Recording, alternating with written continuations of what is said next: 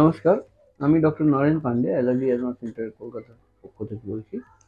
হ্যাঁ, আজকে আমরা আলোচনা করতে চলেছি হঠাৎ করে গরমের দিনে ঠান্ডা লেগে যায় কেন, এটা নিয়ে আমরা আলোচনা করতে চলেছি। আপনারা যারা নতুন দর্শক আছেন ওনাদের অনুরোধ করবো লাইক, সাবস্ক্রাইব, কমেন্ট, শেয়ার করে যেতে। পুরনো দর্শক যারা লাইক, সাবস্ক্রাইব, কমেন্ট, শেয়ার করছেন ওনাদের অনেক অনেক ধন্যবাদ। আমরা কলকাতায় শিয়ালদা স্টেশনের পাশে হাঁটাপথ, মৌলালী মাজার এবং ইন্টালি সিনেমা হলের মাঝখানের বাড়িতে অবস্থিত। আর আমাদের এখানে পরিষেবা নেওয়ার জন্য নিচে দেওয়া নম্বর 7278034776 যোগাযোগ করে 500 টাকা অগ্রিম নন রিফান্ডেবল অ্যাপয়েন্টমেন্ট ফি দিয়ে বুকিং করে আসতে লাগে। এখনো যারা সাবস্ক্রাইব করেননি ওনাদের অনুরোধ করবো যাতে সাবস্ক্রাইব করে যান, ভিডিওটা পছন্দ হলে একটা লাইক করে যাবেন। যেই মূল আলোচনায় ফিরে আসি, যে অনবরত গ্রীষ্মকালে গরমের দিনেও ঠান্ডা লেগে যায় কেন? গরম কেন, গরমের সাথে সাথে এই বৃষ্টি বাদলা এই সময়ও ঠান্ডা লেগে যায়। হঠাৎ করে সর্দি লেগে গেল, নাক দিয়ে জল পড়তে চালু হয়ে গেল, হাঁচি হতে আরম্ভ হয়ে গেল, গলায় খুসখুসানি হয়ে কফ, কাশি, শ্লেষ্মা সৃষ্টি হয়ে বাইরে বেরিয়ে আসছে, গলা ঝেড়ে ছাড়লাম, সঙ্গে সঙ্গে আর একটা থোক কফ চলে এলো। এটা বেসিক্যালি হয় ইন্টারনালি, যে আমাদের রেসপিরেটরি ট্র্যাক্ট আছে সেই রেসপিরেটরি অর্গানের ভেতরে ইনফ্লামেশন হওয়ার জন্য। ইনফ্লামেশন আর ইচ প্রচুর মিউকাস প্রোডাকশন করে।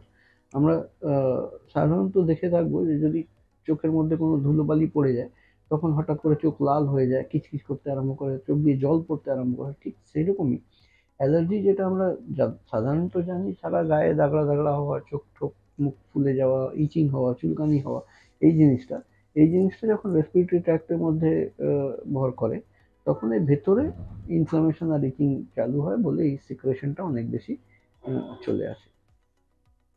ট্রিটমেন্টের হিসেবে যদি অ্যান্টি অ্যালার্জিক্স দেওয়া হয় বা কারোর কারোর ক্ষেত্রে ইন্টারন্যাশনাল স্প্রে ডাক্তারবাবুরা ব্যবহার করেন বা কারোর ক্ষেত্রে ইনহেলারও ব্যবহার করেন, তখন দেখা যায় এই উপসর্গগুলো অনেকটা কমে আছে। কিন্তু মূলত ব্যাকবোন, মুখোশ হলো এইসব উপসর্গ, আর ব্যাকবোন হচ্ছে allergy, allergic itch, allergic trigger. Allergic trigger কোথায়? গ্রীষ্মকালে। কেন গ্রীষ্মকালে? এই যে সিজন চেঞ্জ হয়ে গিয়ে গ্রীষ্মকালের বিভিন্ন ফনা অ্যান্ড ফ্লোরা আমাদের অ্যাটমসফিয়ারে আছে, যে বিভিন্ন গাছ গাছালি প্রচুর রকমের আছে যাদের পলিনাইজেশন অনেক সেই সময়টা হয়। আর ওই পলেন অ্যাটমসফিয়ারে ঘুরে বেড়ালে আমরা নিঃশ্বাস নিলে নিঃশ্বাসের সাথে ভেতরে গিয়ে অ্যালার্জি ক্রিয়েট করে। তো আমাদের চিনে বার করতে হবে যে কারা কারা ভেতরে গিয়ে এরকম আমাদের রেসপিরেটরি ট্র্যাক্টের মধ্যে অ্যালার্জিস ক্রিয়েট করছে।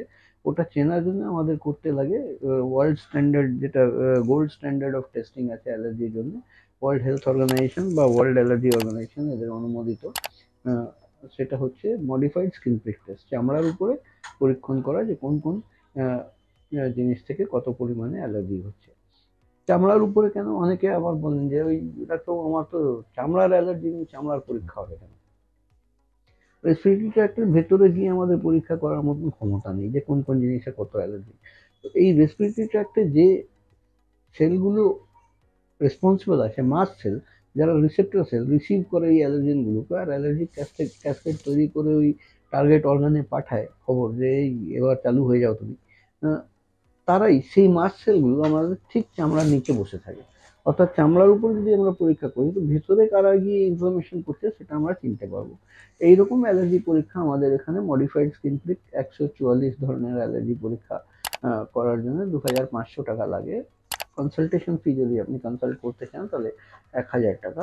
আর এই পরীক্ষা হয়ে যাওয়ার পরেই আমরা কিন্তু যখনই চিনে যাই যে কোন কোন জিনিস থেকে অ্যালার্জি হচ্ছে তার বিরুদ্ধে স্পেসিফিক ভ্যাকসিন তৈরি করে শরীরের মধ্যে রোগ প্রতিরোধ ক্ষমতা তৈরি করে এই উপসর্গ থেকে নিজাত পাওয়ার জন্য আমরা যে ভ্যাকসিনটা তৈরি করি, ভ্যাকসিনটা ইঞ্জেকশন নয়, মুখে খাওয়া ড্রপ।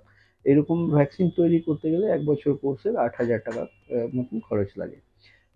অর্থাৎ এইরকম পরিষেবার প্রয়োজন থাকলে চলে আসুন নিচে দেওয়া নম্বর 7278034776 কল করে আপনারা অগ্রিম 500 টাকা নন রিফান্ডেবল পাঠিয়ে অ্যাপয়েন্টমেন্ট নিয়ে এসে এই পরিষেবা নিতে পারেন। আমরা মৌলালী মাজার, শিয়ালদা স্টেশনের পাশে হাঁটা পথ 5 মিনিটে মৌলালী মাজার এবং ইন্টালি সিনেমা হলের মাঝখানের বাড়িতে অবস্থিত। আজকের মতন এখানেই শেষ করলাম। আপনারা এখনো যদি না সাবস্ক্রাইব করে থাকেন বা ভিডিও পছন্দ হয়ে থাকে তাহলে একটা লাইক, সাবস্ক্রাইব করবেন। আজকের মতন এখানেই শেষ করলাম। আমি doctor Naren Pandey, allergy advance centre, Kolkata.